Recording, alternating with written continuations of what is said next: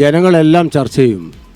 5 വർഷക്കാലം, അതായത് 9.5 വർഷക്കാലം അഴിമതി മൊത്തം നടത്തിയിട്ട് ഒരുപാട് ആക്ഷേപങ്ങൾ കേട്ടിട്ട് അവസാന ഘട്ടത്തിൽ എല്ലാവർക്കും ഒരു 400 രൂപ അധികം കൊടുത്താൽ നമ്മൾ ഓർത്താൽ മതി. കോവിഡ് കാലത്ത് 6-8 മാസം എല്ലാവർക്കും ഒരു 350 രൂപയുടെ കിറ്റ് കൊടുത്തു. ആ കിറ്റ് കൊടുത്ത് അതിൽ വീണുപോയ ആളുകളാണ് പിന്നീട് വന്ന 5 വർഷക്കാലം അനുഭവിക്കുന്നത്. ഇടതുപക്ഷത്തെ ബുദ്ധിജീവികൾ പോലും പറയുന്നത് പിണറായിയുടെ 2ാം ഭരണത്തെക്കുറിച്ചാണ്. നല്ലതെന്നല്ല വിലയിരുത്തുന്നത്, അവരുടെ ദുർഭരണത്തെക്കുറിച്ചാണ്, അഴിമതിയെക്കുറിച്ചാണ്. എത്രമാത്രം വലിയ അഴിമതികൾ, ചെറിയ അഴിമതിയാണോ? ആ അഴിമതികൾ ജനങ്ങൾ മറക്കുമോ? അവസാന ഘട്ടത്തിൽ കുറച്ച് പെൻഷൻ കൂട്ടിപ്പോയി. എത്രയാണ് പെൻഷൻ വേണ്ടത്? പ്രകടന പത്രികയിൽ പറഞ്ഞത് 2500 രൂപ പെൻഷൻ കൊടുക്കുമെന്നാണ്. കൊടുത്തോ? പ്രഖ്യാപിച്ചോ? ജനങ്ങൾ മറക്കാത്ത അഴിമതികൾ ഏതൊക്കെയാണ് പറയാലോ? നമുക്ക് എല്ലാവർക്കും അറിയാം. ക്യാമറയിൽ അഴിമതി നടന്നിട്ടില്ലേ? 72 കോടിയുടെ അഴിമതി പദ്ധതി എന്ന് പറഞ്ഞിട്ട് അവസാനം ആ പദ്ധതി നടപ്പാക്കുമ്പോൾ 230 കോടിയുടെ പദ്ധതിയായി.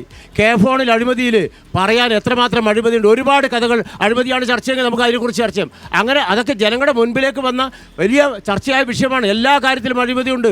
അപ്പോൾ ആ അഴിമതി ജനങ്ങളുടെ മുമ്പാകെ ചർച്ച ചെയ്യപ്പെട്ടിട്ടുള്ള ഒരുപാട് കാര്യങ്ങളുണ്ട്. അതൊക്കെ ജനങ്ങൾ ചർച്ച ചെയ്യട്ടെ.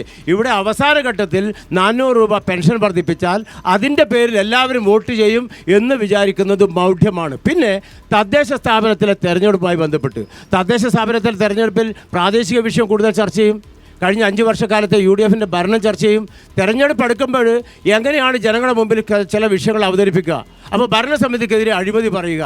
നമുക്ക് പറയാൻ കഴിയും, കേരളത്തിലെ 6 കോർപ്പറേഷൻ വെച്ചിട്ട് ഏറ്റവും നല്ല കോർപ്പറേഷനായിട്ട് കണ്ണൂർ കോർപ്പറേഷനെ ജനങ്ങൾ അംഗീകരിച്ചതാണ്. അത്രമാത്രം വികസന പദ്ധതികൾ കൊണ്ടുവന്നു. നമുക്ക് പറയാൻ കഴിയും. മാസ്റ്റർ പ്ലാൻ, ഒരു നഗരത്തിന് വേണ്ടത് മാസ്റ്റർ പ്ലാനാണ്. ആ മാസ്റ്റർ പ്ലാൻ ആദ്യമായിട്ട് നടപ്പാക്കിയ കോർപ്പറേഷൻ കണ്ണൂർ കോർപ്പറേഷനാണ്. GIS മാപ്പിംഗ് നമ്മുടെ കണ്ണൂർ കോർപ്പറേഷനകത്ത് എല്ലാ കെട്ടിടങ്ങളും ബിൽഡിങ്ങുകളും സ്ഥാപനങ്ങളും എല്ലാം ഒരു പരിധിക്ക് ഒരു നെറ്റ്വർക്കിൻ്റെ കീഴിൽ കൊണ്ടുവന്ന GIS mapping geographical information system നടപ്പാക്കിയ ആദ്യത്തെ കോർപ്പറേഷൻ കണ്ണൂരാണ്. നമ്മുടെ കോർപ്പറേഷനകത്ത് നമുക്കറിയാം എല്ലാ വീടുകൾക്കും കുടിവെള്ളം, ഞങ്ങൾ മുൻപ് പറഞ്ഞതാണ്. ആ കുടിവെള്ളം കേരളത്തിൽ എല്ലാ വീടുകൾക്കും അമൃത് പദ്ധതിയിലൂടെ കുടിവെള്ള കണക്ഷൻ സൗജന്യമായി നൽകിയ കോർപ്പറേഷൻ ആണെന്ന് ചോദിച്ചാൽ അതും കണ്ണൂർ കോർപ്പറേഷനാണ്. ഇങ്ങനെ ഒരുപാട് പദ്ധതികൾ നടപ്പാക്കാൻ കണ്ണൂർ കോർപ്പറേഷൻ കഴിഞ്ഞു. ഇവിടെ നോക്കിക്കഴിഞ്ഞാൽ അത് ഫ്ലഡ് ലൈറ്റ് കത്തുന്നു. കണ്ണൂർ എന്ന് പറയുന്നത് കൽക്കത്ത കഴിഞ്ഞാൽ ഏറ്റവും കൂടുതൽ ഫുട്ബോൾ പ്രേമികൾ ഉണ്ടായിരുന്ന കായിക മത്സരങ്ങൾ നടന്ന ജില്ലയാണ് കണ്ണൂർ. അത്രമാത്രം ഫുട്ബോൾ പ്രേമികളുണ്ട്. കുറേ കാലമായിട്ട് അതില്ല. അത് തിരിച്ചു കൊണ്ടുവരും. ഞങ്ങൾ പറഞ്ഞതാണ്. നാളെ നടക്കുന്നു കണ്ണൂരും അതുപോലെ തന്നെ മലപ്പുറവും തമ്മിലുള്ള ഫുട്ബോൾ മത്സരം കണ്ണൂരിൽ. ഇവിടെ ഫുട്ബോൾ തിരികെ കൊണ്ടുവന്നു. സ്റ്റേഡിയം നവീകരിച്ചു. അവിടെ മറഡോണയുടെ പ്രതിമ ഉൾപ്പെടെ സ്ഥാപിച്ചു. ഞങ്ങൾക്കത് കൊണ്ടുവരാൻ കഴിഞ്ഞു. കണ്ണൂർ നമുക്കറിയാം, മൈസൂർ ദസറ കഴിഞ്ഞാൽ കണ്ണൂർ നവരാത്രി ആഘോഷത്തെ 2ാം ദസറ എന്ന് പറഞ്ഞു. ആ 2ാം ദസറ എന്ന് പറയുന്നതിന് നമ്മളിപ്പോഴാ 4 വർഷം തുടർച്ചയായി കണ്ണൂർ ദസറ, തൃശ്ശൂരിന് തൃശ്ശൂർ പൂരം പോലെ കണ്ണൂരിന് കണ്ണൂർ ദസറ എന്ന പേരിൽ 9 ദിവസക്കാലം നീണ്ടു നിൽക്കുന്ന ആഘോഷങ്ങൾ തിരികെ കൊണ്ടുവരാൻ കഴിഞ്ഞു. എന്ന് വേണ്ട ജനക്ഷേമപരമായ കാര്യങ്ങൾ ഇവിടെ പറയും. അടുത്ത വർഷം കൊണ്ടുവരുന്ന കാര്യങ്ങൾ നടപ്പാക്കുന്നില്ല.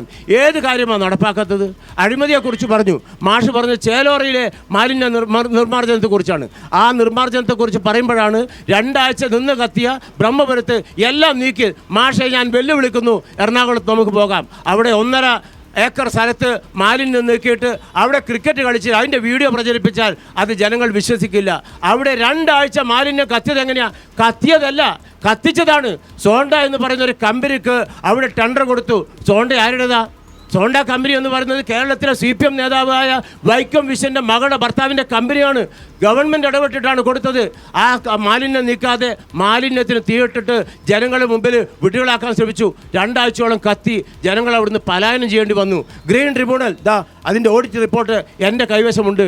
മാഷേ, ഗ്രീൻ ട്രിബ്യൂണൽ 100 കോടി രൂപ ഇന്ത്യയിൽ ഒരു തദ്ദേശ സ്ഥാപനത്തിനും പിഴയിട്ടിട്ടില്ല. എറണാകുളത്ത് കൊച്ചിൻ കോർപ്പറേഷന് ബ്രഹ്മപുരത്ത് മാലിന്യ നീക്കത്തിനകത്ത് പോരായ്മ വന്നപ്പോൾ ഗ്രീൻ ട്രിബ്യൂണൽ 100 കോടി രൂപ പിഴയിട്ടത് അതിൻ്റെ കടലാസ് എൻ്റെ കയ്യിലുണ്ട്. ഇവിടെ 1.25 കോടി രൂപ അധികം കൊടുത്തു എന്ന് പറയുമ്പോൾ അതിന് കാരണം അവിടെ ഓഡിറ്റ് റിപ്പോർട്ടിന് മറുപടി കൊടുത്തിട്ടുണ്ട് ഉദ്യോഗസ്ഥന്മാർ. ആ മറുപടിക്കകത്ത് പറയുന്നത് എന്താ? ഇതല്ല, ഇനിയും കൊടുക്കാനുണ്ട്, അത് തെറ്റാണ് എന്ന് പറഞ്ഞാൽ മറുപടി ഉണ്ടെങ്കിൽ കേസ് കൊടുത്തോട്ടെ, വിജിലൻസ് ഉണ്ടല്ലോ, പോലീസ് ഉണ്ടല്ലോ. എന്നാൽ ബ്രഹ്മപുരത്ത് അതല്ല. 9,49,00,000 രൂപ അവിടെ നിന്ന് അഴിമതി നടത്തിയെന്ന് ഓഡിറ്റ് റിപ്പോർട്ടാണ്. ആ ഓഡിറ്റ് റിപ്പോർട്ടിൽ പറയുന്നത് അവിടുന്ന് സോയിൽ 400-500 കിലോമീറ്ററുകൾ അകലെ കൊണ്ടുപോകാൻ